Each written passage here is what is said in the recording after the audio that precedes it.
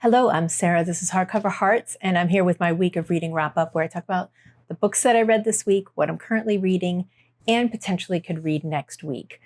I had a good reading week. Now, I thought that I would have one more book to talk about, but I'm at like 89% done with it and just didn't get over the hump in time to film this. And I kept kind of pushing it and pushing the filming of this back and back and back, trying to see if I could get it finished, but I didn't in time, and I'd like to enjoy the ending. So I only have 2 books that I completed to talk about today. So let's get straight into it. The first book is a book that I was very interested in reading about when I saw this show up on a bunch of lists for the back half of the year, kind of most anticipated books kind of list. And this is Jonathan Lathem's new novel, Brooklyn crime novel. I've read some of his work before, and I think he has a unique voice and talks about New York City and Brooklyn in a way that's very authentic. And I've enjoyed his previous works, so I was intrigued. And this was a very interesting book. In this novel, it's really what it says: Brooklyn crime novel. And so Brooklyn in and of itself, a specific neighborhood in Brooklyn, is the main character. And we have a narrator who isn't even identified until like 67% of the way into the book. Oh, and I should mention, I did the audio version of this, and the narration was fantastic. It was done by Geoffrey Cantor, and I think he did a really great job at talking in a way that brings out the multi-ethnic, multi-generational aspects of this neighborhood without being too stereotypical, but felt right for the time. So yeah, I really enjoyed the audiobook.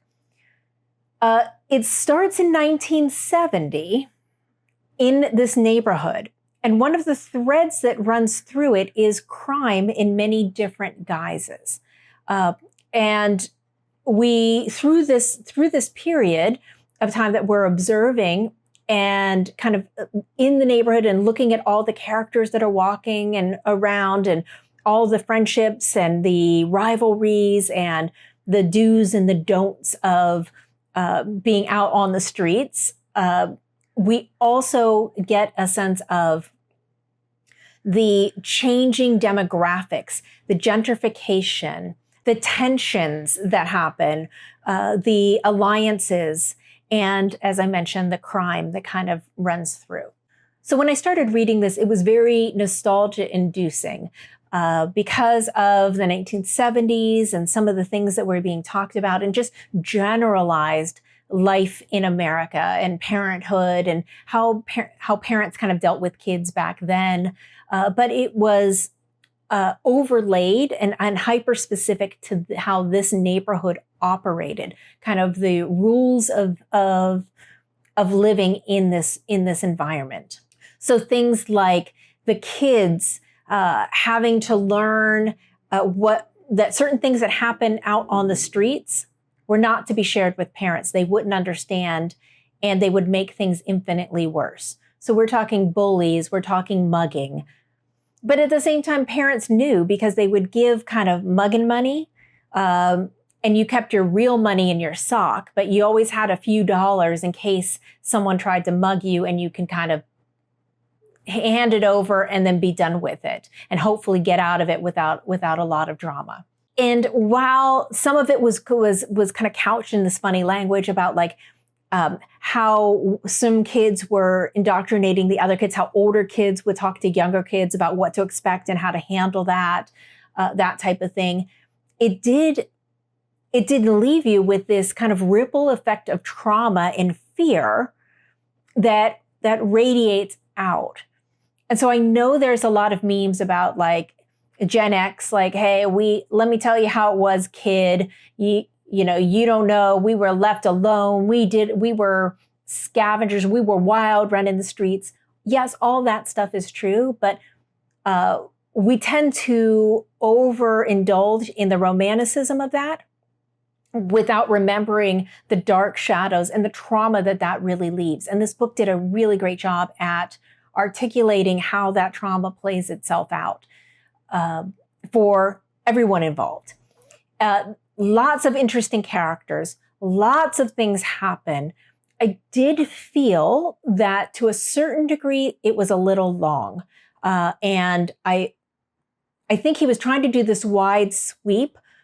Maybe it would have been better reading it, but I did feel for the audio, it just I felt to a certain degree, I was like, okay, where can we keep moving on? Can we get on with the story? I think it did end in a very interesting way and pull a lot of the characters as they were growing up back together in ways that was unique. So overall, I liked it, but I think it was a tad long. And I think it was also innovative and an interesting take. So I'm really interested to see what other people on BookTube think about this book. So yeah, I'll be on the lookout. Then I read a book, Will and Testament, and this is by Vigdis Hjorth. And this was translated by Charlotte Barslund. This book was fantastic. Now, a few of you had mentioned that you had read some of her work and were really interested in it.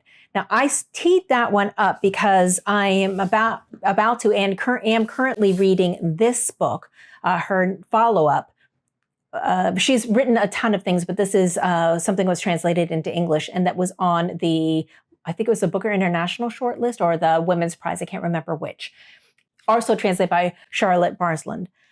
So I wanted to start with Will and Testament, just kind of get a flavor and a feel, because I heard that they are maybe follow-ups or it's a continuation of the theme. So started with Will and Testament, and I was really interested in it. So first off, the tone and voice of the novel reads very much like maybe what Tove Ditlevsen, kind of, if you've read any of her work, it's very sparse. It's very matter of fact, very clean writing, not flowery in any way, shape, or form, very straight to the point and direct, very direct. But this is very subtle. The book is about, or what you think it's about, is the fact that there are 4 children, one son, oldest son, and 3 girls. The 2 oldest, the son and the oldest daughter, there's a significant age gap between them and the younger 2 sisters. The main narrator that we're following, her name is Berglut. And Berglut has been estranged. She has purposely cut her family out of her life for reasons we don't know when we start the book. And there is something has percolated up in this family where the parents have given the younger 2 daughters 2 cabins, 2 of the family cabins. So obviously there's affluence. There's a lot of money in this family. And they've gifted them to these 2 daughters, despite years of telling the children that everyone would be treated fairly and equally. Not only did they gift them to the two girls, they did it because they were the ones closest to them and spent most of the time there. And it turns out the 2 older children had very, very different upbringings than the 2 younger ones. And there was a lot of abuse of the 2 older ones. Our main narrator all of a sudden is getting pulled back into the family because one of the sisters that she remains in contact, like texting contact with, is trying to get her to agree that this is to kind of cure her conscience of accepting this gift. Meanwhile, the oldest brother is incandescent with rage. Now, he feels like the first 2 children are owed for all of the abuse that they suffered and the trauma at the hands of the father, and then the hysterics of the mother. So I have to admit, when I first went into it, I just kind of felt like, this is gross. I don't like rich people problem books too often. And I think fighting over money and inheritances is just like, it just kind of skeeves me out. I get it. but I don't like it, and I don't like reading about it. So I wasn't warming to the character. I thought it was kind of gross to demand to receive money from somebody that you don't like and that you've estranged yourself from. But as the book continued on, it started to shift, and alliances and understanding of what actually transpired in this family started to change my thoughts.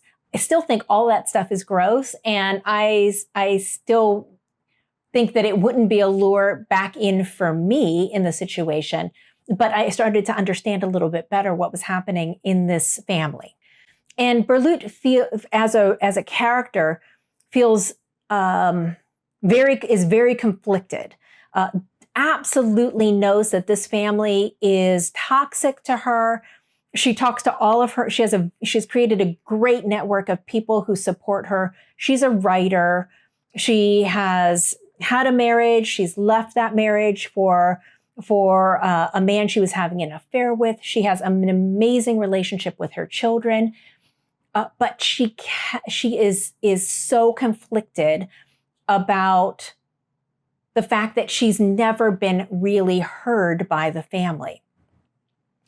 And I also tend to not like stories about psychoanalysis and a lot of talk about psychoanalysis. I hate dream scenes in books.